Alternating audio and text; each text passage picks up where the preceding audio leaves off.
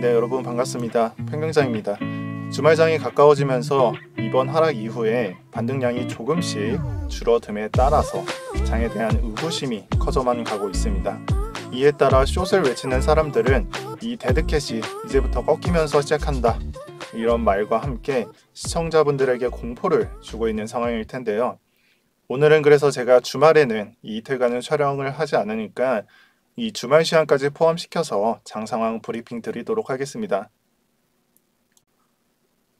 그 전에 비트코인과 관련된 실시간 뉴스들 몇 개 말씀드리려고 합니다.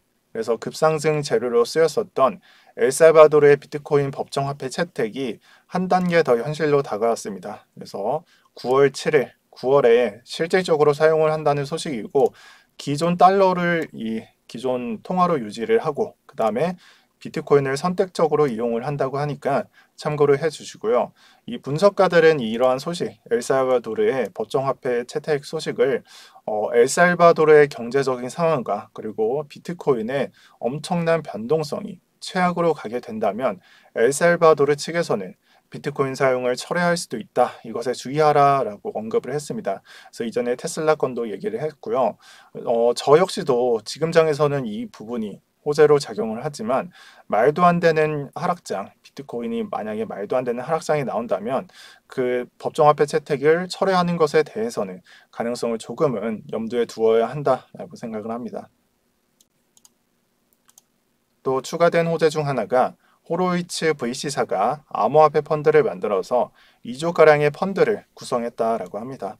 그래서 사실상 펀드에 투자했다, 이렇게 보시면 되는 거고, 기사에는 안 나와 있지만 주목해 볼 만한 건 이 해당 VC사가 투자를 했던 게 솔라나 랩스나 NFT 마켓인 오픈시 같은 이더리움 대항마에 도전을 했다는 것에 있습니다. 그래서 요즘 장이 안 좋으니까 여러분들이 기업 자금 유입이라든지 이러한 신규 수급이 들어온다는 정보에 관심을 조금씩 덜어두고 계실 텐데, 생각을 조금 달리 해야 하는 건 단기적으로 기업들의 비트코인이 이 고래들의 비트코인으로 보유수로 흘러가고 있어서 장을 다른 관점으로 바라보고 있다는 사람들이 많습니다. 그래서 이 부분은 제가 시간 나실 때 영상으로 따로 만들어서 업로드 해드리도록 하겠습니다. 이 부분은 플랜 B의 관점으로 바라보는 뉴스인데요. 쉽게 말하자면 맥시멀리스트의 관점으로 보시면 되는 겁니다. 맥시멀리스트는 밑에를 장기적으로 우상향한다, 무조건 우상향한다라는 것이고, 그래서 이번 연도 관점은 반감기 패턴 상으로 이 10만 달러가 최악이며 45만 달러가 적정 값이다라고 말합니다. 그러한 관점으로는 최악의 시나리오조차 8월에 4만 7천 달러를 가고 10월에는 6만 3천 달러, 그리고 연말에는 13만 5천까지 갈 것이다. 그러니까 이거보다 더 갈 것이다 라고 말하는 것과 같고요. 그리고 그 밑에는 근거가 되는 반감기 패턴, 빨간색부터 시작되는 반감기 패턴이 작성되어 있습니다. 그래서 올라가는 부분은 직접 스스로 점을 찍은 것으로 판단이 되고요. 어찌됐든 비트가 지금이 상승 주기에 있는, 이 빨간색부터 시작되는 상승 주기에 있는 조정 패턴, 여기에 관찰되는 주황색에 해당하는 이 조정 패턴에 해당하는 거고, 이후 상승장이 되었을 때 이 부분으로 인해서 연말에는 10만에서 45만 달러까지 간다는 말입니다. 여러분들은 이걸 보실 때 참고만 해주시길 바랍니다. 저 역시도 이 반감기 패턴을 참고로 해서 장을 바라보고 있지만, 가격이 뭐 10만 달러, 40만 달러, 100만 달러 이렇게 보지는 않습니다.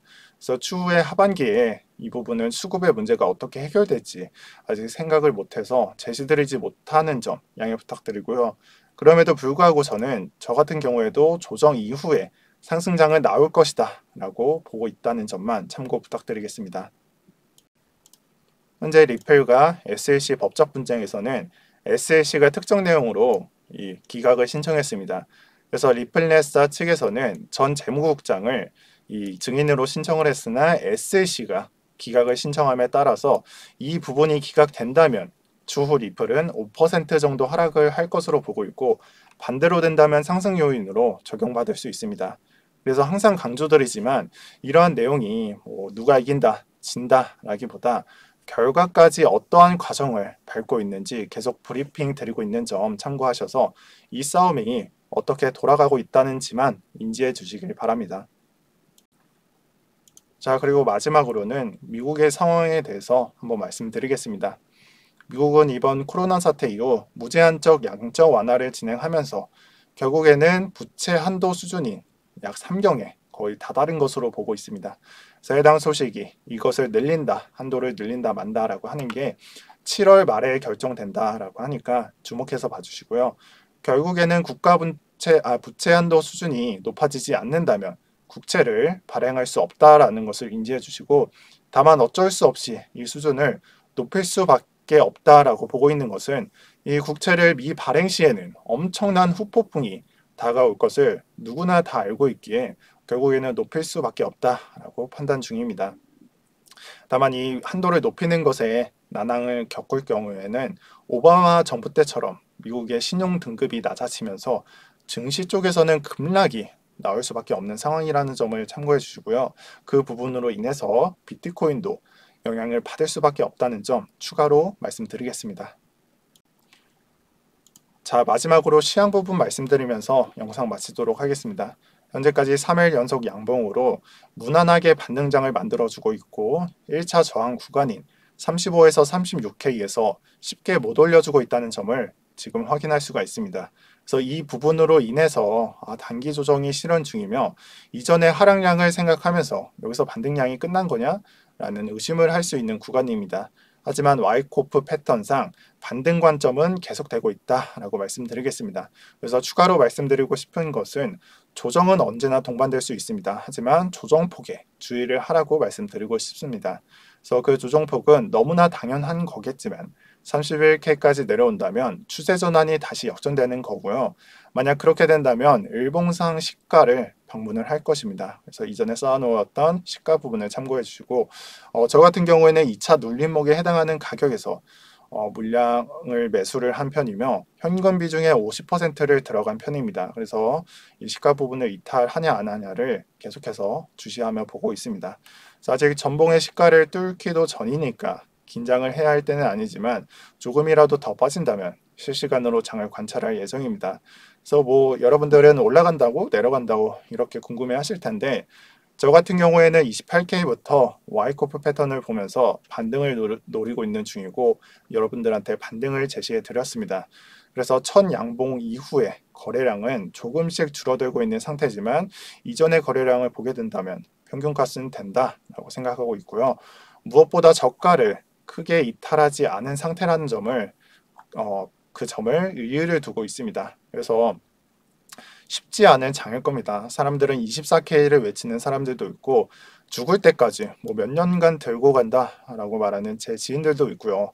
그렇지만 무엇보다 중요한 건 이 박스권을 어떻게 돌파하느냐에 따라서 앞으로 7월에 장세도 나올 것으로 보고 있기 때문에 저항이나 지지 근처에서는 차트를 좀 많이 보는 편입니다. 그래서 차트는 중요하다라고 생각합니다. 따라서 주말 같은 경우에도 지금이 지지에 가까우므로 하락세가 크다면 장을 예의주시하시면서 관찰하시길 바랍니다. 네, 오늘도 편경장이었고요. 영상 시청 감사드립니다. 시간 나실 때 구독 버튼 눌러주시면 더더욱 감사하겠습니다. 여러분 좋은 주말 되세요.